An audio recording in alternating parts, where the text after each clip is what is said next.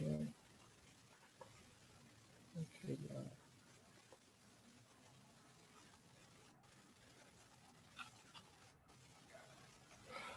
Thank you so much, Mr. President, for the welcome message and the introduction of both new and old scholars. It's really good to see the new faces, and it has always been a delight to see the usual faces. Now we'll be having the forum session, which is titled Navigating Hong Kong and Study Life. We want to give a sort of orientation to the new members so they can know more about HK even before spending much time here. So today we would have two panelists who would be giving us those introductions, and I'm going to introduce them. Our first panelist is Dr. Toby Murakinyo, who graduated from CTU here, and after that he had his postdoc also here in Hong Kong before he got a position as an assistant professor in Ireland. I wouldn't talk too much about his profile. He has a very large portfolio. He's going to give more introduction in his presentation. The second panelist is Ms. Olutomilayo Petire, who is a current PhD student at the City University of Hong Kong. Our research area is on bioinformatics. Tommy would also give us more insight on how to navigate Hong Kong and how she has been managing her study life. I'm sure she would give us more introduction about herself when she starts. So now to the rules. Each panelist would have 10 minutes to speak to us. And after that, we are going to have about 5 minutes to 10 minutes of panel discussion. Then we are going to open the floor to our audience to ask their questions, and then we're going to answer them. Then we move ahead. So over now to Dr. Toby Murakinyo to share his slides with us. Hi, Doctor. Ladies first, please. Yes, it's really nice. No. Tell me what happened. Ladies first. Ladies first. No. Do you want to go first, Tommy? It's fine. No. Please. Our doctor, please go first. Yes, our professor should go first. So, Doctor, and very much soon, Professor Toby Murakinyo, please, can you go first? All right. Thank you, everyone, and welcome to. I want to welcome all the new candidates, and I wish you the very best in Hong Kong. So my name is Toby Murakinyo. I finished my PhD from the City University of Hong Kong School of Energy and Environment in 2016. And between 2016 and 2019, late last year, I was a postdoctoral fellow at the Chinese University of Hong Kong. So mainly I work on, so my background is meteorology. Later I specialize in urban climatology. And specifically I focus my research on nature-based solutions, urban green infrastructures for urban climate change management, mitigation and adaptation. So basically this is what I do. I use a number of methods: remote sensing, GIS, field measurement, numerical modeling, and all of that. All right, so very quickly, let me just, sorry, I have a screen to share, if you don't mind. Yes, please go ahead. Thank you so much for explaining your own slides. Okay, so I think you have to stop this current screen share first and allow me to add my screen. Okay, so yes, please go ahead.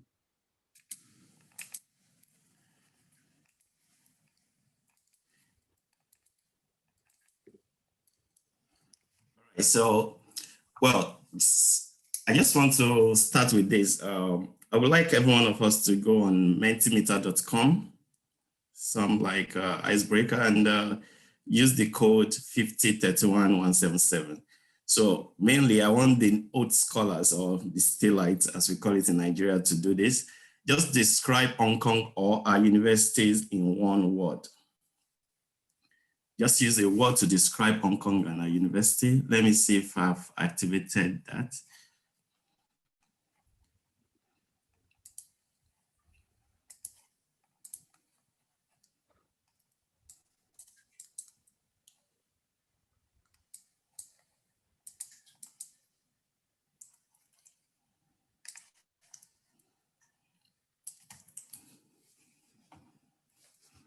So let's keep the what's coming different.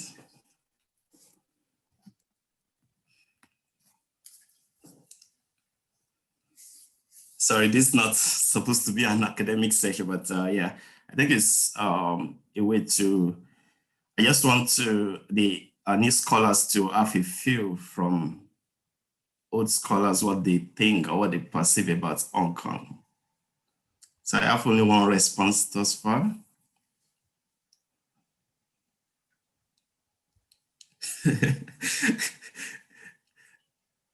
Is it a difficult question?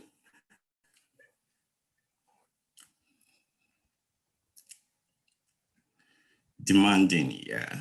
Stressful, boring.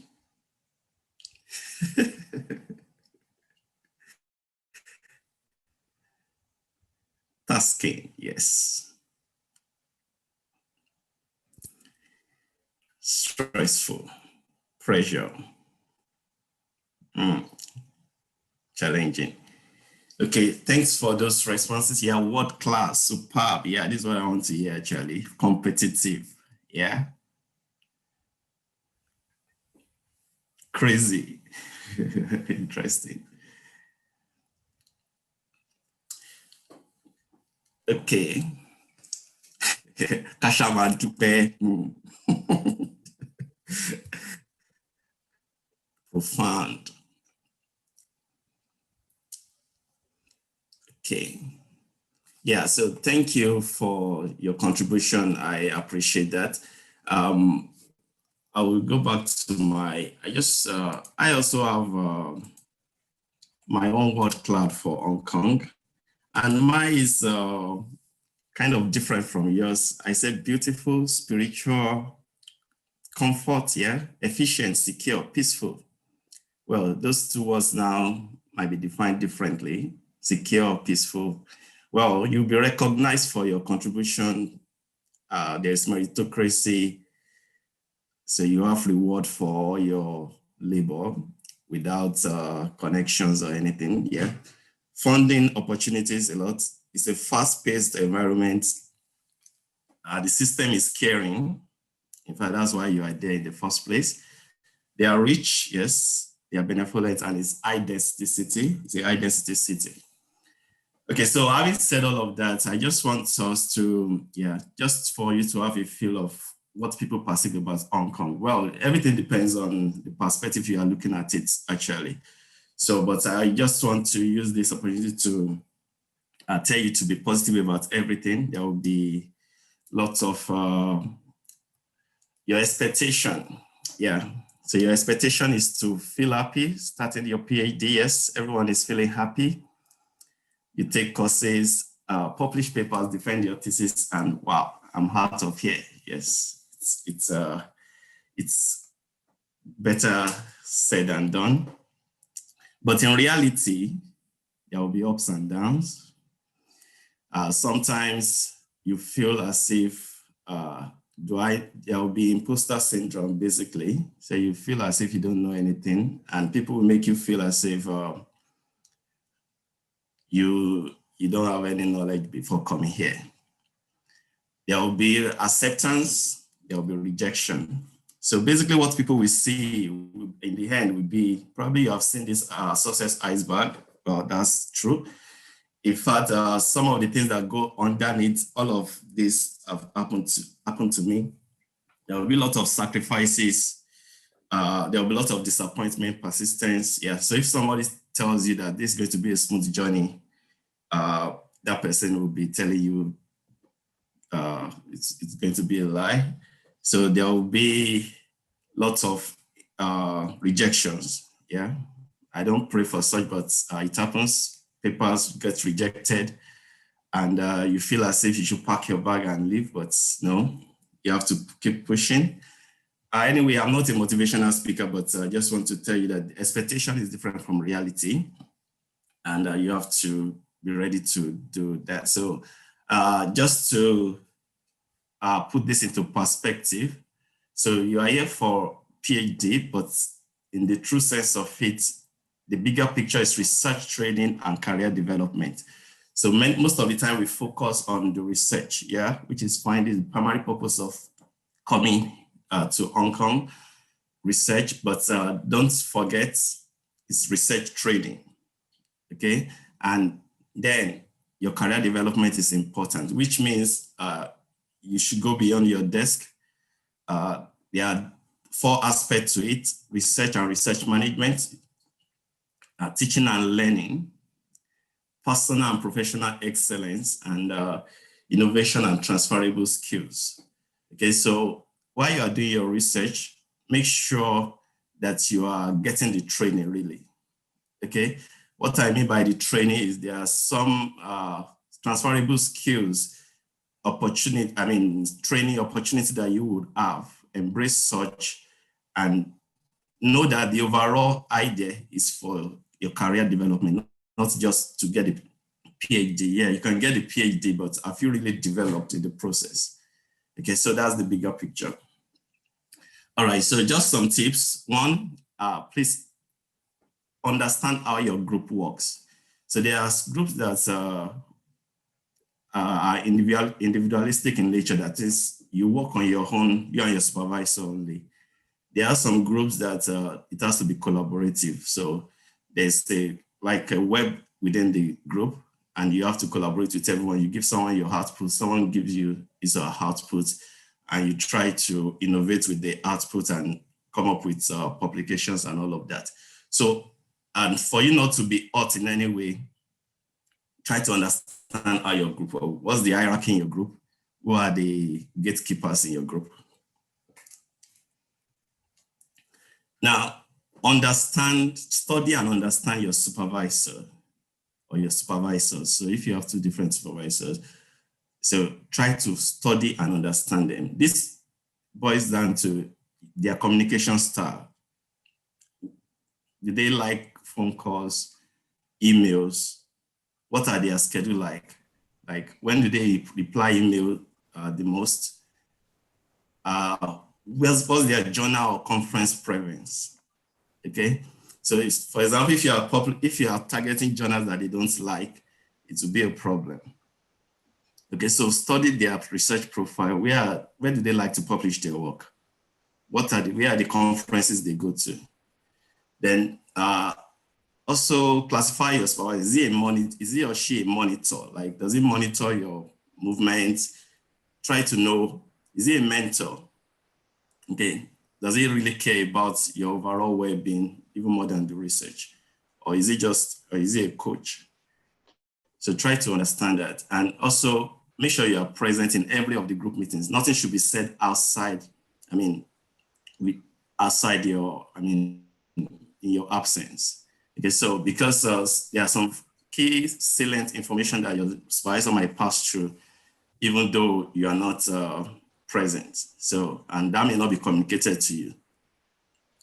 So my personal watchword there is, in as much as it lies in you, relate peaceably with your supervisor. There may be some kind of disagreement, but it is supervisors in Hong Kong and even everywhere, they are like the mini god of your research success. So as much as it lies in you, live peaceably with them.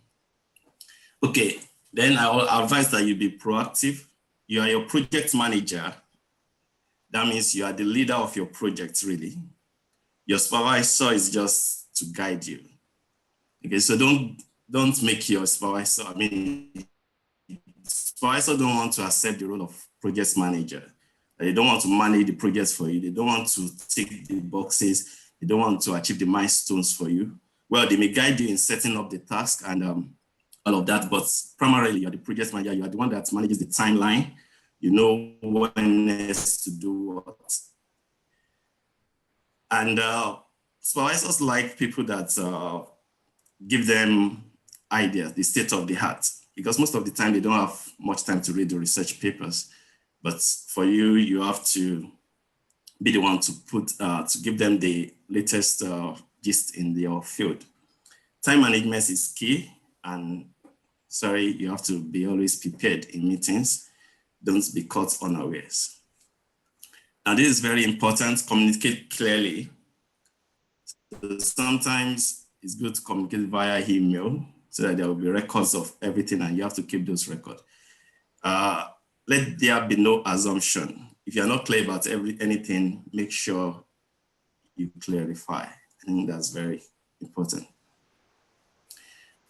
Yeah, outside your group, make sure you build good relationships with other faculties. While I was in CTU, basically through sports. So they love the fact that I like to play football, and I organize sporting events for them because they also like to play football. So we taught them about the faculties. So even outside, after leaving there, we are still in touch, and they have that to remember me for. So, and beyond that,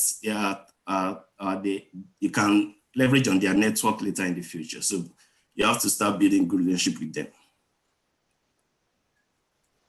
So then it is your PhD journey. It is your PhD journey. So avoid comparison and rejoice with others. So we might leave Kaluntung together, but we have different routes to get to, say, the airport. Okay, so someone might decide to take the red line one way or the other, find their way to the airport, and some of them might decide to take another line of the train. So it is your journey. Focus on your journey. Avoid comparing. Rejoice with them. They will also rejoice with you. So basically, avoid and enjoy the ride. So it is important. Stay safe and keep safe. Stay healthy and keep safe. Eat well. Create time to cook good food. Don't rely on junks. And exercise regularly. I like that the fact that ANSHK organizes sporting events every now and then. I never miss any of those. So exercise regularly and avoid social exclusion. And I want to emphasize that you have to be intentional about it. Sometimes your work may want to take you off, and it seems as if you are alone in this journey. But it is important that you associate with your colleagues, you associate with your friends. Make sure you participate in every of ANSHK activity, because it's an opportunity for you to leave your desk. Actually, PhD want you to stick to your desk, but you have to disallow that for your mental health. So avoid social exclusion by all means and be intentional about it. Please, we cannot emphasize this enough. Please take it very seriously. So take advantage of every opportunity to have fun. There are fun lovers in this group. I know Mr. Coyote, a lot of them, they always like to take photos, and go on sporting activity, go hiking and all of that. Please enjoy yourself and also always share. It's good, important to share. There's somebody that might have the solution to what's been bothering your mind. Share with people. That's why the president encourages us to share our research profile the other time so that you can communicate with people. There are other alumni that might have experience in what you're working on. Make sure that you connect with them. I think the association have the profile of everyone, and you can ask, and it's easier to communicate with your fellow Nigerians probably than others. So try to share your problem, and by so doing, you will have quicker solution. All right, so I will be closing this now. Family is everything. So PhD, you might be so engrossed that a little call decline today, I'll call you back.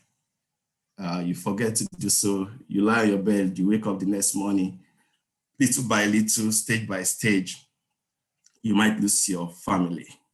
So don't lose your family to PhD. Don't lose good old friends to PhD. Make sure you stay connected and you give preference to them. Don't despise them. is quite important. So I come back to this again because I think it's important. So have a bigger picture. It's not only research. Look about the training and the career development.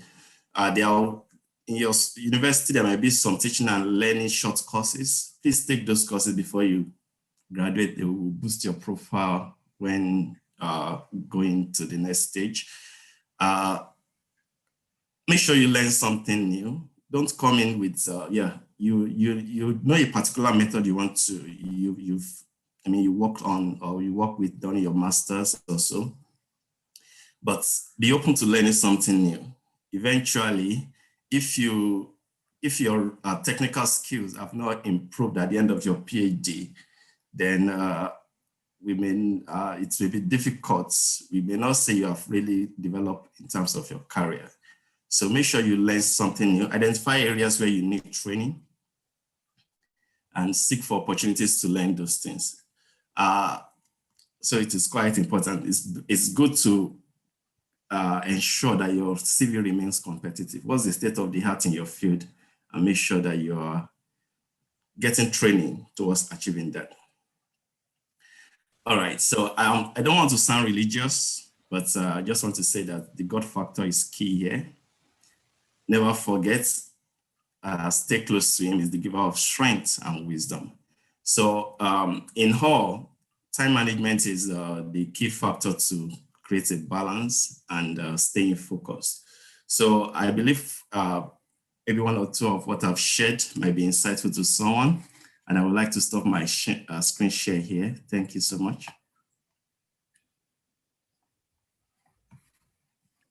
Thank you so much, Professor Toby, for the insightful talk. We would give a summary of your talk after Ms. Tomi's presentation. Now over to you, Ms. Tomi. I can see that you're overly prepared. Please give it to us.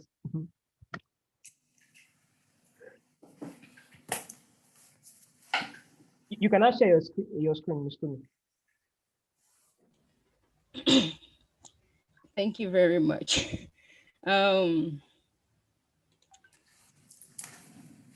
Wow. I want to appreciate Dr. Toby. Yeah, said everything, basically everything I have to say. Yeah, said it. And well, our elders, they said a young child that knows how to wash hands, we eat with the elders. I cannot even wash my hand very well yet. And I'm a co-panelist with Dr. Toby. Thank you to the executives for the opportunity. So I will just my slides are I'll just go through my slides, very short, very, very short. And so for me personally, I think these the things I could this my personal experience. At first, when I got my admission, it was all how I was excited. I'm coming over for PhD, and then I got here. I was confused. What should I start with? And then what is the next thing to do? So I was confused. So then after confusion, it was anxiety. And basically, I can actually tell you that even the anxiety is not totally gone yet. You know, it's not totally gone yet, but we push and we move through it. And the next phase is adaptation. I mean, when you come to a new place, you're away from family and friends, you have to adapt. If you can look at the picture I used, a snail just glides through, but now this snail is flying. So you have to adapt and adjust. And finally, the story is going to be that of a survivor. So we intend to grow, and while growing, we survive. Or let me say, we intend to survive, and by surviving, we are actually growing. Okay? So the first um the first factor is a God factor, because a lot of times you're just confused. Like I said, the confusion and the anxiety phase of this PhD journey. I would like to believe that even if everybody is not, so we are all Nigerians, and I think majority of us has this religious side to us. So the God factor is the major factor. A lot of time I just try to remind the person who brought me here that I'm in a state of confusion and I need him to pull me through. So for me, that's so my slides is just basically pictures. So so I just need him to pull me through. Okay. So that is basically what I do, and God is listening. So the second part is the supervisor. That is the academic part of it, and I think Dr. Toby has actually said everything there is to say. There is this publication pressure, the extra task, and the communication issue.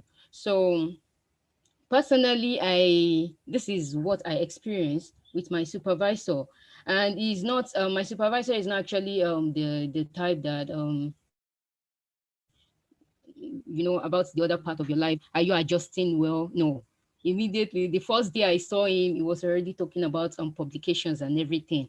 So, and it got to a point I was always comparing myself with others. It got to a point I was always anxious whenever an email comes in.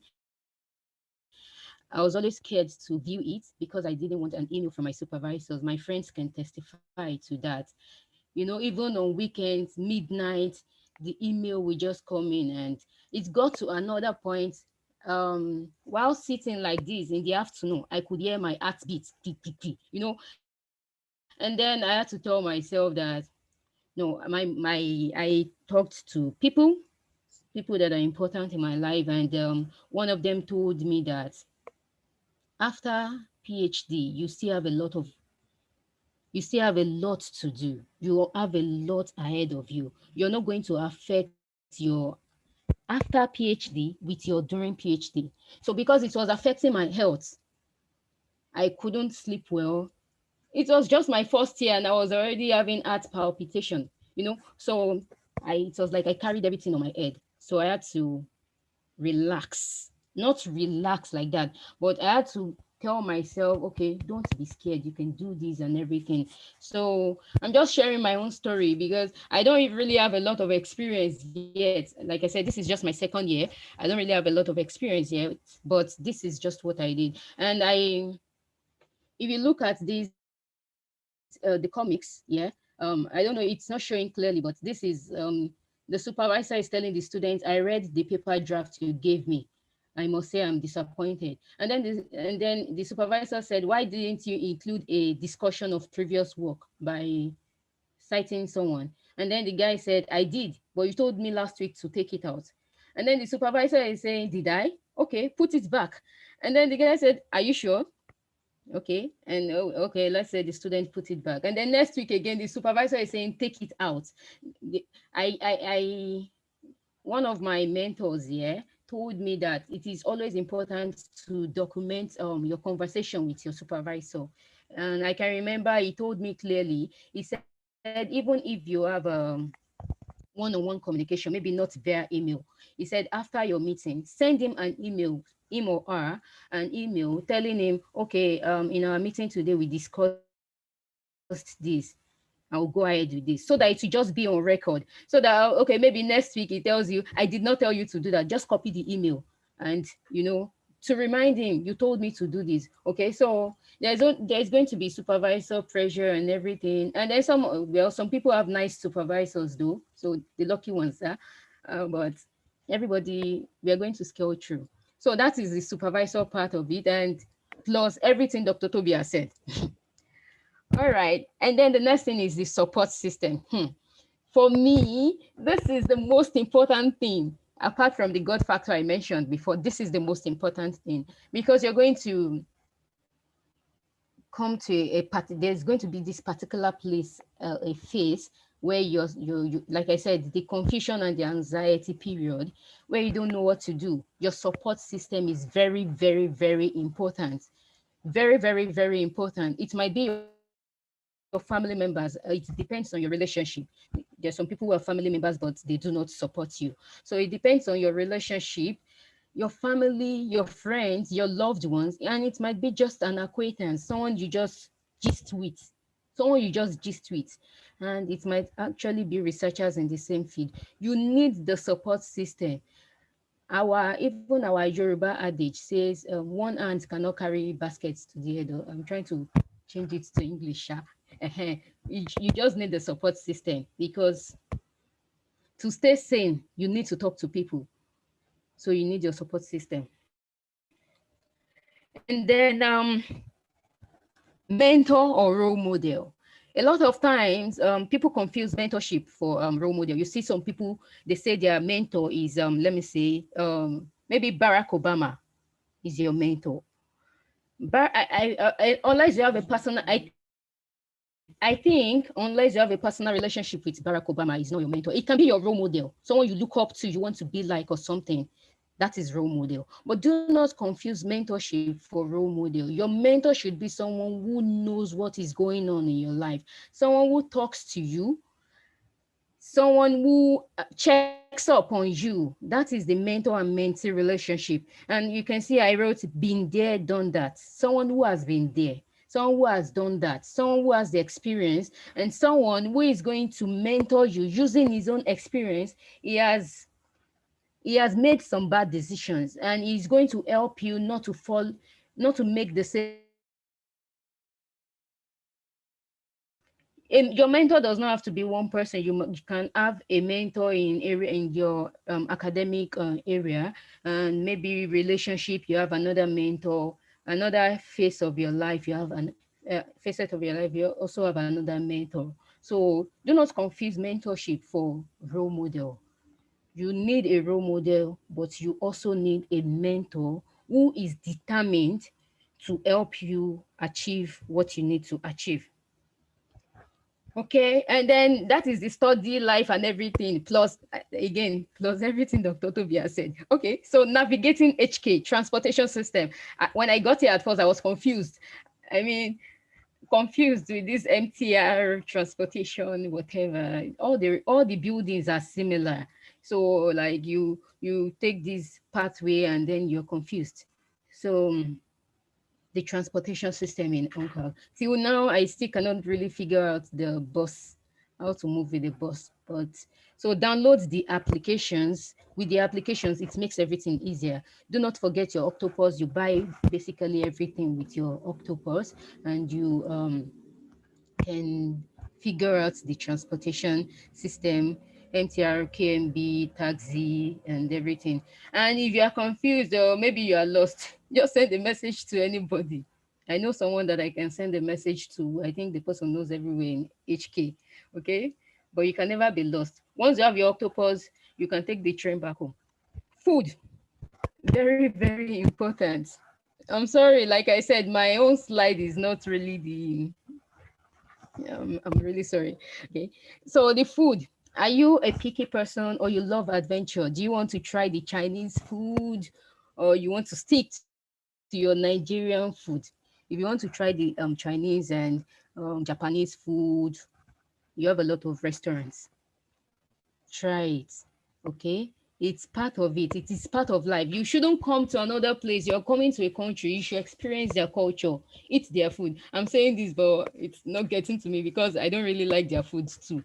But I think it is important that you try their food and get to experience the culture. Okay.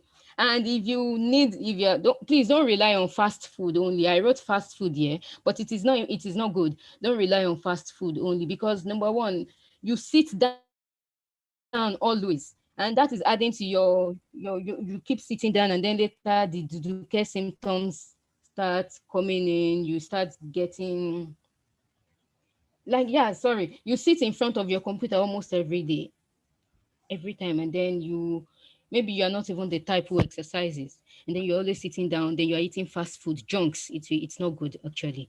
So we have our Nigerian restaurant at Chunking Mansion and Mirador Mansion. You can go there to try the Nigerian dishes. And then we have this one shop hk.com where you can get you can order for Nigerian you need your ingredients and everything, egusi, they will deliver. So, and their service is actually good. So I think you can actually prepare your Nigerian dishes.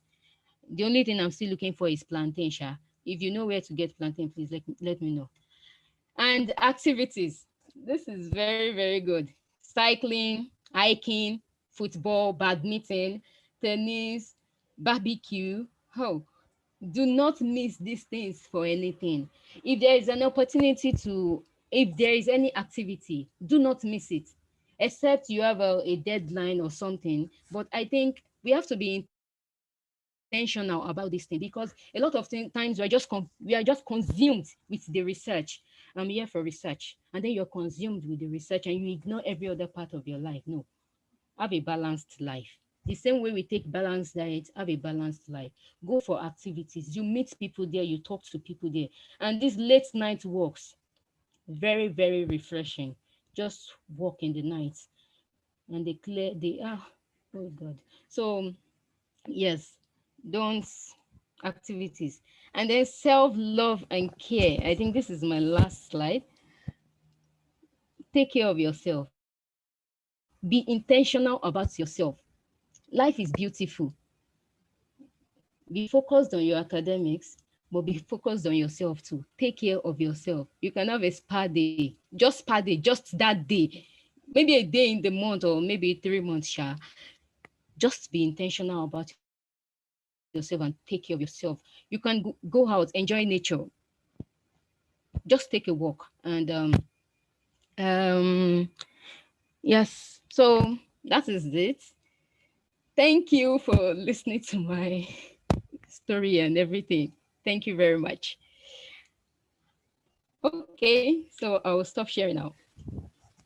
Thank you so much, Tony, for the insightful talk, and you gave another dimension to the forum topic. I would give a brief recap of the two forum sessions. Dr. Toby encouraged us to stay positive, and he gave um, he gave a difference between expectation and reality when it comes to doing your PhD, and he advised us to understand how group works and also to understand our supervisors. So he also encouraged us to be proactive. By being proactive, he asked us to be our own project manager and encouraged us to be to communicate clearly. Also, Dr. Toby gave us more insight on how to build a good relationship with other faculties and how to manage our journey. And lastly, which I really felt maybe I need to work on it. He talked about family being everything. Thank you so much, Dr. Toby, for that. And Tommy, she gave another dimension to it, more of a social aspect. Thank you so much for sharing your personal experiences with us. We really appreciate it. So Tommy talked about God, we considering God in everything we do, and understanding our supervisor and how to manage them in case of some things. He advised us to document our communication with them. Also, she mentioned about the support system, which Dr. Toby also mentioned about, and about understanding the differences between a mentor and a role model. Also, Tommy told us about how to navigate Hong Kong, the transportation system, the activities, and of course, self-love. Do you go to spa anyway? Yeah, it's fine.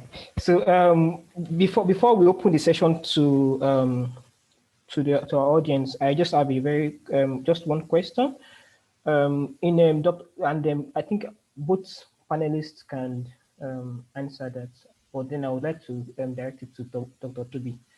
Dr. Toby, in your slide on expectation versus reality, in the curve in the reality curve, there was a point in time where maybe after a paper rejection, you are not no more passionate anymore, and everything. So my question is, has there ever been a time during your PhD journey that you were less passionate, and if you were, how did you navigate through it?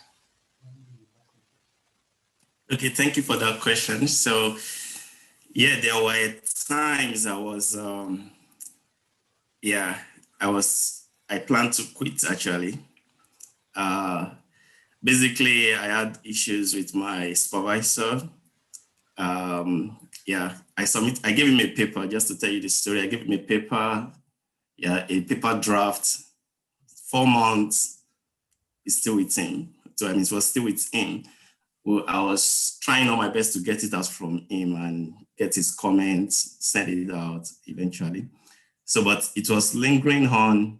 And eventually when we sent the paper out, it was rejected. So just imagine you have been working on something for over a year. You eventually get it out from your supervisor after 4 months. You send it out for review after, let's say, 2 months, you get a rejection. So the world was practically collapsing and pressure everywhere. The time is flying. You already told me a day outside my PhD candidacy it won't be responsible for the funding. So I have my family with me in Hong Kong. So you can imagine the kind of pressure I was. So, but then how I got out, basically talking with people. I have senior colleagues that were ahead at that time, share with them. They gave me encouragement, asked me to, sometimes you return from your supervisor and it seems as if there was turbulence in your brain. There is turbulence in your brain and you cannot even separate what to do from what not to do. So sometimes I will have to sleep and try to sieve everything and come out with the best decision. Eventually the best decision boils down to you. So I think it's important that we discuss with people, share with family, friends, let people talk you out of it. Don't bottle it within you. And also always have the bigger picture in mind. So the challenges might be for today, but once you keep the focus on where you are going, the eventual goal. So I think that will boost you and say, okay, I won't quit. After getting here, it's not time to go back. So that will be all I would say. So share with people, keep the bigger picture in mind, and I think that will be fine. Thank you so much, Dr. Toby, for sharing that with us. We're really glad about that. And over to you, Tommy. Has there been a time whereby you were less passionate or you wanted to quit? Just talk to me. Don't. Yeah, sure. A lot of times. Um, we're saying 2020. Early this year alone, I think I must have contemplated on quitting more than 5 times. Wow. Yeah, Okay. I called my people back home and I told them I think you're gonna find me back home soon. Yes, but um, just like Dr. Toby said, that was why I said support system is very important. I'm the type of person that I do not I place a large value on people, having important people in my life, people who add value. Because each time I'm discouraged, I have people around me, and I talk to God. So yeah, I talk to God. So I talk to God. He reminds me, and then I have people who talk to me. Okay. Thank you so much, Tony, for that. And then, um, I think we would open the floor to people to ask questions. But before that, the president has a brief introduction to make. Over to you, President.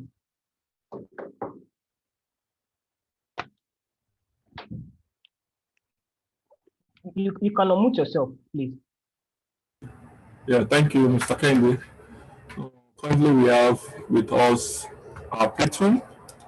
To our new members, we have our patron, who is in the person of Professor Lawa Mahafa, professor at the Chinese University of Hong Kong. I'd like to invite him briefly because I started so that he can give us some word of advice to our members and most especially to the new members, new scholars in Hong Kong. So, Professor Malfa, we'd like to hear from you, sir.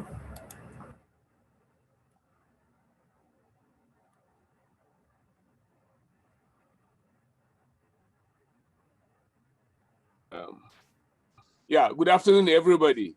I'm happy to be here, as always, but I must apologize for coming a bit late. Like I wrote to you, I had one or two things, to do. So that's why I was a bit late. I'm trying to get this thing set up here. I'm still not totally familiar with Zoom like you guys. I've been using it teaching for the past 2 semesters, I think.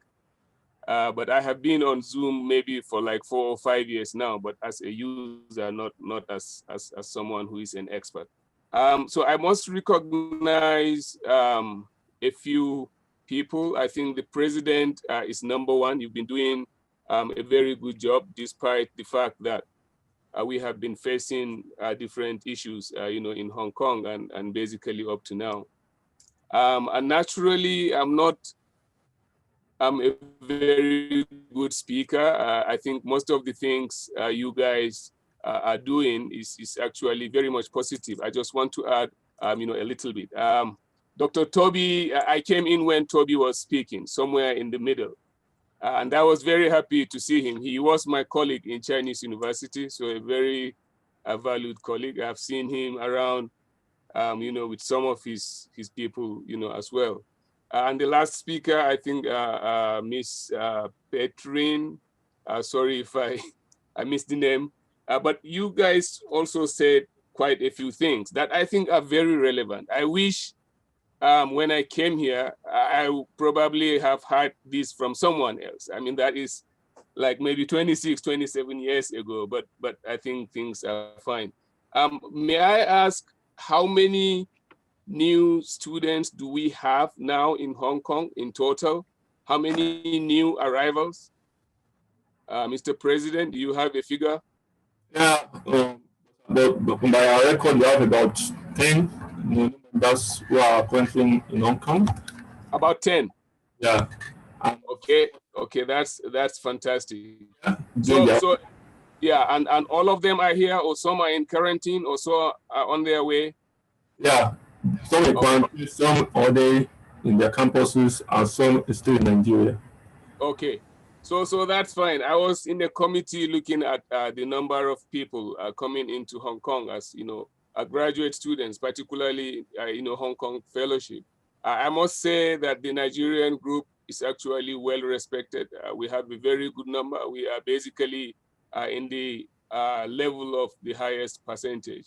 So that's one. So I think I will always commend you guys for what you are doing. We are very proud of you. You will not know, but there is a lot of people who have actually been contacting me on your activities, including the NUC, in Nigeria. So everybody is aware. You guys are on the net, and I think we are very much proud of you. There is strength in numbers. Anything you are doing, if the numbers are going up, I think there is strength in positive numbers. And also there is wisdom in experience, because what we are seeing now with quite a few people coming in, it is the experience that you have accumulated over the years that's basically going down to different areas. So I will just ramble again for about few minutes, and I hope you will find sense in what I'm saying. Most of you, and indeed all of us, including myself, and others who have been here maybe previously, we are all here on individual merit. So we must recognize that. That this is a place where I think one of the speakers, I think it was Toby, that said there is, meritocracy. So when you are coming, it's basically you are merit. I mean, people just look at who you are, and that's basically on paper. When I was coming here, there was no email. So there was basically only fax machines. And those fax machines were the ones that roll. So it's not A4 paper. So when you send the fax and then it comes out, If you take a few days without making a copy, so the ink will fade and you will not see the information. So you can imagine how we were doing back and forth with documentation. And so at a later stage, one of my colleagues basically said to me, after I've been here for a few, he said, look, when you were coming, we didn't know who you are. We didn't know how you look like. Of course, you sent a fax message with your photo. We were joking, but it was dark, so we cannot even see your face, so that kind of stuff. So at the meeting, someone said, why do we care who he is anyway? Look at his papers. That's all what we need to see. And so that's meritocracy. And I think that's why, all of us, are here. And so when you are here, like the two speakers said, I think particularly Toby, there are opportunities. And we should look at those, opportunities. Of course, there are ups and downs, like it happens, in any other place. But the fact that the place is competitive, is demanding, is challenging, is a different place. I'm putting this from some of the words that I saw you people were sharing. Challenging, and then of course pressure, a lot of pressure, and so on. So this is what makes a human being. I don't want to say that is what makes a man, because women these days also do it very well. So this is what makes a human being. You face the challenge, you survive in that challenge, and then you make the life that you really want yourself to be in. So you are here trying to continue what I consider intellectual adventure, intellectual escapades. And one of those things you will do, as the speaker said, is you basically go beyond familiarity. So you go beyond your space. If you are, say, for example, in chemistry, try to get involved with those doing biochemistry. If you are in physics, maybe see a little bit of what people are doing, in engineering, get involved, be friends. Personally, I have, probably, I still have like 3 PhD students now, but I have gone through 23.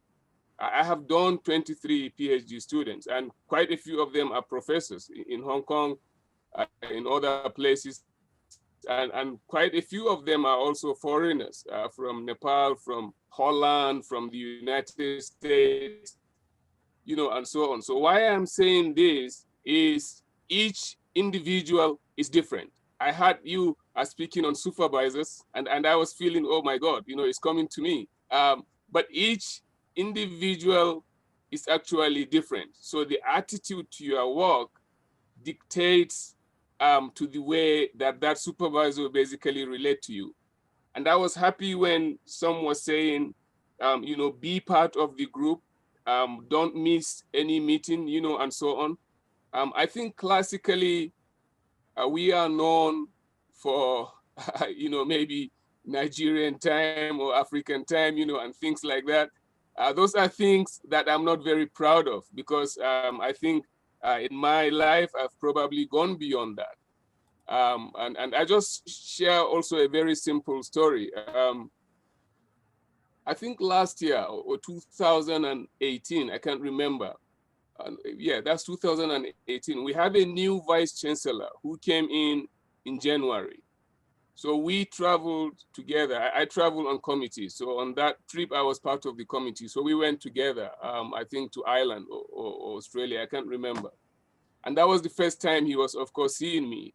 And he was like, wow, you are also here. A very nice guy, fantastic.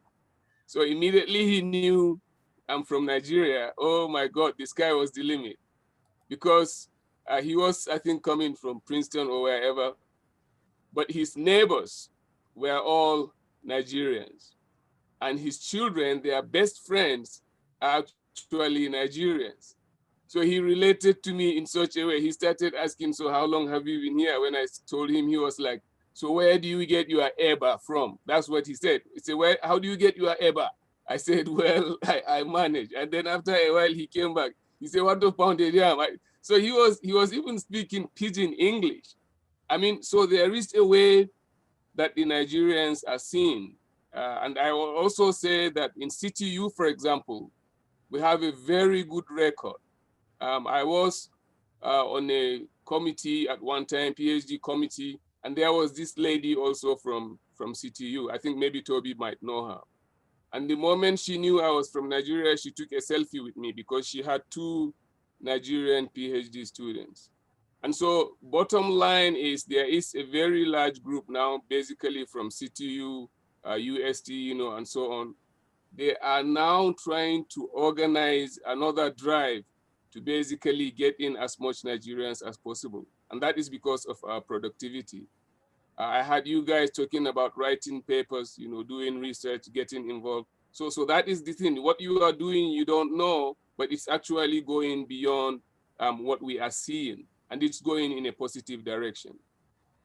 So I think finally, if you are here, like I said, I will, you know, not repeat what these other people have said, but immerse yourself in what I call adaptable culture. If you see it's a culture that you can get involved in, get involved in. If you are also not sure, ask the question. You will never go wrong if you are basically, you know, asking a question. Every Nigerian, and I say this broadly, of course, I can be wrong, but certainly most Africans, when you get here, it's totally a strange place. Strange people, strange way of doing things, strange food, you know, and so on and so forth. I remember that I think in 2001 or 2002, one of the first Nigerians that came for a PhD was a lady from Kano, actually, and she did that in PolyU. So when she came in, she literally couldn't eat. I mean, until someone told her that she should carry her pepper, chili pepper, in her bag. So anywhere she was going, she actually had her chili pepper. So she will buy the food and then put the whole pepper on the food. And that was basically, you know, how she was enjoying it. I mean, and then I went back to my own time. When I came, maybe 93 or 92, I was in a guest house. And there was nothing I was just able to eat. So I lived on boiled eggs, you know, for like 2 weeks before I actually got my own accommodation where, you know, I was then going in to do for myself. So that is part of it. I think the last part I want to say again, and maybe this is not, you know, a very good story, but I'm sure we will have a very happy ending. Nigerians initially is looked at as, you know, basically corrupt, you know. Some of the stories that are coming out is, you know, people will, you know, right away ask you, you know, corruption? I say, oh yes, corruption is everywhere. I remember sitting in a meeting where corruption was being discussed. But anyway, Nigeria came out in a positive direction. So we also look at things like, you know, kidnapping, for example, email scams, if you like, poverty, you know, and go on and on. And then football and, Nollywood.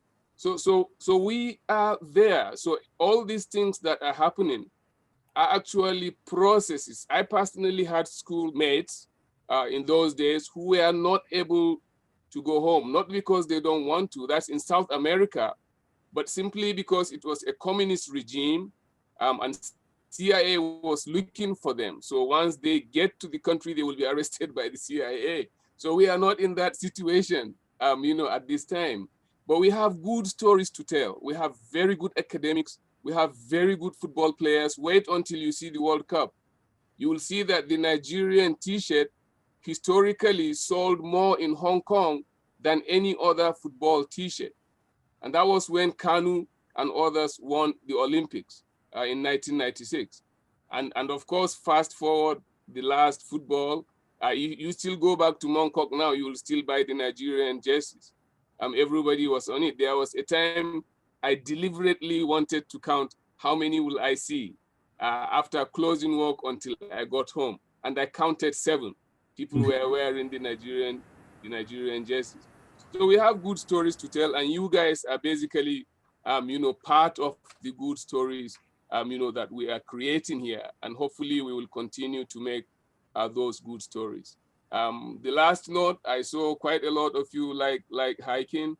So normally what I do with my students, they have a way of saying it, but that's not me anyway. They always say that if you don't hike with Lowell, or if you don't drink coffee with Lowell, then you may not pass your PhD, but that's their own way of joking. So I do a lot of hiking. I also do my own way of doing things. In fact, I was hiking last weekend. It's just this weekend I am not going because I have a few deadlines to meet and things to do, and also to meet you guys today. So I wish you all the best, and please let me know. I apologize that this past year, of course, not our fault, but the COVID fault, and the demonstrations, we couldn't get together and meet and get to know ourselves in person. But once it is possible to do so, we will definitely meet together. Thank you. Yeah, thank you so much, Professor Marafat. Nice hearing from you, your word of advice, your counsel, a lot of things I know our members have noted down. For use, most especially our new members, and even you know, current PhD students, how they can apply it in their studies.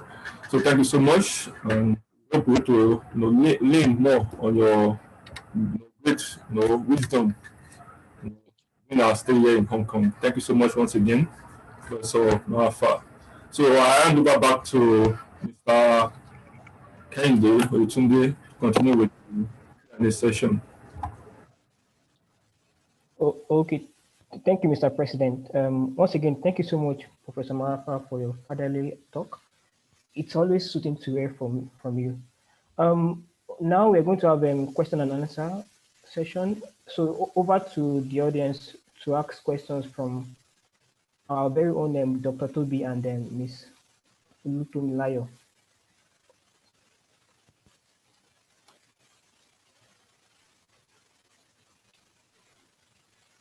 So you can unmute yourself if you have questions for our panelists.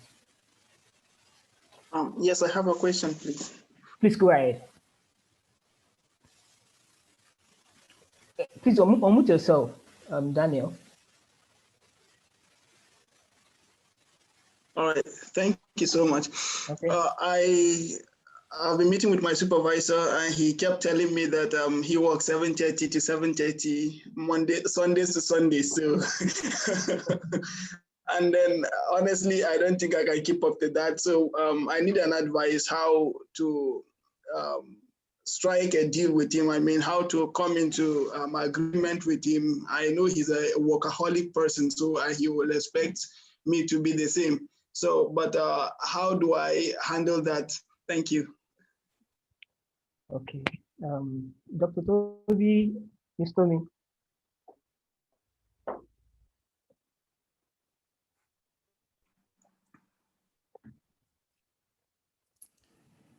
Ladies first again. so Tommy. Dr. Toby, don't do this to me. No, we have to give ladies the preference there. Okay. You said your supervisor works 7:30 to 7:30. Yes. I think officially. Sunday to Sunday. Sunday to Sunday, 7 days a week. Actually, what I know is officially you're supposed to work according to the official statement or something, you're supposed to work from 9 a.m. to 5 p.m. Monday to Friday. Public holidays are excluded. Normally, it's just that as a research student, you just put in your own extra effort. That is why you see research students coming back from the lab around 10 p.m. or something. That is your own extra time. But what I know is normally you're supposed to work by 9 a.m. to 5, just 8 hours, like my boss will say. He will say you're supposed to work 8 hours for 5 days. But then he will say if you are lacking in intelligence, you should complement your intelligence. That is what he's going to say. So now, how to address that with your boss? That is where I cannot really say, because I don't know the type of boss, supervisor. I don't know the type of supervisor that you have. So I think it's important that you know the type of person he is so that you will know how to discuss with him. And I will hand over to people with more experience so that they can handle the question better. Okay, yeah, let me just add that first, whenever your supervisor sees you, all he sees sincerely, whenever they see any PhD student, and also I'm also rising to that level now. Whenever I see any graduate student, all I see sincerely is papers. So, which means that everything in his power to get those outputs from you, he will definitely do it. Either to ask you to work out of work hours or do anything, support you in any way, provide this the adequate support you need to produce the results, he will be willing to do that. Now, having said that, Ms. Tomi already mentioned that the work hour in Hong Kong is 40 hours per week. Now, I was in a situation when my supervisor, even at postdoctoral level, wanted me to work on a Saturday and Sunday. So I mean, it requires, it takes wisdom for you to say no, but you have to say no. Reason being that if you do not say no, there's a chance that you will do that all your 3 years or 4 years. So try to study him, and sometimes there are ways to say no without using the word no. You understand what I mean? So it's important that you take it very carefully and say no in the best suiting way to him. Okay. Yes. I don't want you to be in a position where you not have time for relaxation, no time for exercise. All you'll be doing is work 24/7. People, Chinese people can do that actually. In fact, they are doing it. Some of them, they work 24/7. All they think about is work, which is fine for them. But for you, I'm not sure that's healthy. So find a very clever way to say no. So you have to secure your weekends, your Saturday and your Sunday is important. Oh, yes. Thank you so much. Thank you so much, Dr. Toby and Ms. Tomi. Daniel, to add to that, I think it's more of expectation. So when it comes to handling that situation, it's more like just try to meet up with his expectation and the deadlines. And if you do that, your supervisor will not have to ask you, what time do you work, what time do you, and what time do you not work? You get that? Can I say one word? Can I? Yes, sure. May I ask if Daniel is in year 1 or year 2? Are you just starting? Yeah, that's a freshman, sir. Year 1. He's a freshman. Okay, yes. So I think like Toby said, it's important you tell him that I don't know if you're a Christian or not, but you can tell him on Sunday you go to church. Yes, sir. Tell him right away. Okay. Whoever he is, he will basically, respect that. He will, even if he doesn't respect that, he will not tell you right away. But he will allow you the fact that you said you are actually going to church. It's your day to go and worship. There is no way he can basically stop you from doing that. And then on a social aspect, you can actually tell him that, on this Saturday afternoon, we actually have a meeting of Nigerians, and they, again, he will probably allow that. But then, like others said, make sure if there are deadlines, you meet them. Make sure that your work is not wanting. Anything he says, you produce it. But tell him those 2 days you actually want to do something. I think that will be fine. Yes, sir. Yeah.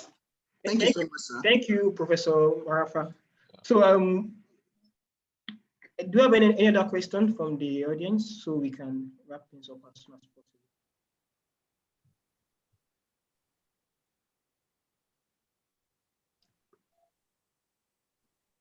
Any other question from the audience?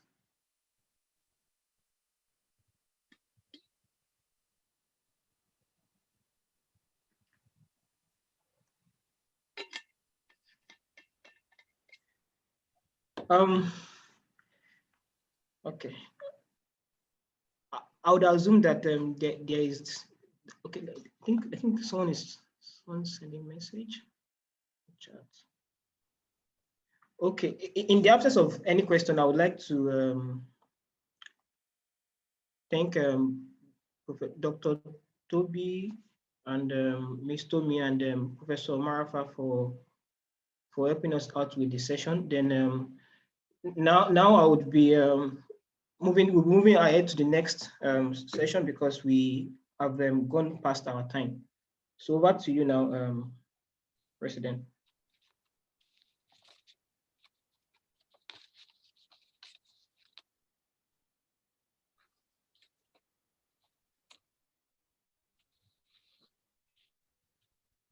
President. Yeah, thank you, Mr. Kendi, for anchoring the last session, and thank you to our panelists, Dr. Toby Morakinyo, Tomilayo Penterin, and also for our patron, Professor Lawal Marafa, for also giving us some word of advice, counsels, and also advices as well to make this session more suiting for us. So thank you all of you. Move to the next session, which is about us, about ANSHK. What's ANSHK? So that would be for the ANSHK Welfare and Social Officer, Ms. Mistura Salahuddin, to give us information about ANSHK. Thank you. Okay, good afternoon, everybody. Thank you so much for being a part of this meeting. I'll be talking about ANSHK as an association, and I'm very sure that from what the previous speakers have talked about, you must have an idea of what the association stands for. But I will just reiterate some of the points they make. I'm very sorry I do not have a slide prepared, but I'll just read from here. So Association of Nigerian Students in Hong Kong, that's the full meaning of ANSHK, is a non-profit organization that unites the Nigerian students, researchers, and academics in Hong Kong. The aim of this association is to help members to achieve academic and professional excellence, to foster the spirit of national unity, encourage members to portray Nigeria in a positive light in Hong Kong, and ultimately contribute to the development of Nigeria at large. The association is open to all ethnic groups, tribes, cultures, and religions without any form of discrimination. And the Nigerian scholars of different academic positions are eligible to be members. So I'll give a brief history of ANSHK. So the association was created roughly 7 years ago, and the name was coined on the 20th of June 2013 at a meeting of 7 scholars in HKUST. So prior to this meeting on the 6th of April 2013, 7 scholars by name Dr. Adetoyeshe Oyedun, Mr. Afiz Busari of PolyU, Dr. James Amuda of HKUST, Dr. John Dada of HKUST, Dr. Benga Oladirin of PolyU, Dr. Victor Dibia of CTU, and Dr. Akim Wekomi of CTU met at the home of Dr. Adetoyeshe Oyedun in Taipo. So it was at this get-together that they also saw the need to create an organized platform for Nigerian scholars, Nigerian scholarly community in Hong Kong to help new scholars to settle down easily and also to correct some negative impressions about Nigeria. So on the 9th of September 2013, the association was officially registered as a non-profit organization with the clear mandates to achieve the following objectives. The first is to provide a platform of information for Nigerian students, both current and prospective, at the universities in Hong Kong and the Hong Kong community in general. The second is to enhance social and academic integration as well as to facilitate the smooth transition of prospective Nigerian students into the study life in Hong Kong. The third is to foster intercultural understanding between Nigerian students and all other members of the academic community in Hong Kong. The fourth is to encourage voluntary activities that enable Nigerian students contribute to the rich cultural and social values of the Hong Kong community. The fifth is to organize programs to welcome new students to the city and to help them to settle quickly into the society. The sixth is to serve as a platform to contribute to the development of our country and to represent Nigeria in a positive light, which is very important as the current situation is proving. So over the years, the association has grown in numbers, and while a number of alumni have moved on from Hong Kong, the association is still standing strong as the years goes by. ANSHK has indeed stood the test of time, and we believe that the association is definitely going places. So what are some of the activities we do? As some of our speakers have mentioned, we organize lots of activities, and some of these activities include the welcome event for new scholars, such as we are having right now. But I must inform you that this is just the formal welcome events. We will have the informal, the fun part of the event in January by God's grace. So we also organize some activities like the barbecue parties, sporting events, and other competitions, which serve as avenues to take a break from academic rigor. So furthermore, the association organizes an annual academic and research forum, which provides a platform for members to exchange scholarly ideas and engage in intellectual discourse. So it's not all fun and games alone. We also meet together to exchange academic ideas. ANSHK also, over the years, has embarked on several community service projects as a way of contributing to our host community. So registered members are expected to pay an annual due, which is primarily used to fund these yearly activities. ANSHK is a close-knit family which strives to ensure the overall development and general well-being of its members, as well as to promote a positive image of our fatherland. So it is our aim to pursue this task with utmost efficiency. And to the new scholars, we welcome you all to Hong Kong. We wish you a very successful academic endeavor. God bless ANSHK and God bless the Federal Republic of Nigeria. Amen. Yeah, thank you, Mr. R, for the introduction about NHK and what we do from the association. So we move to next part.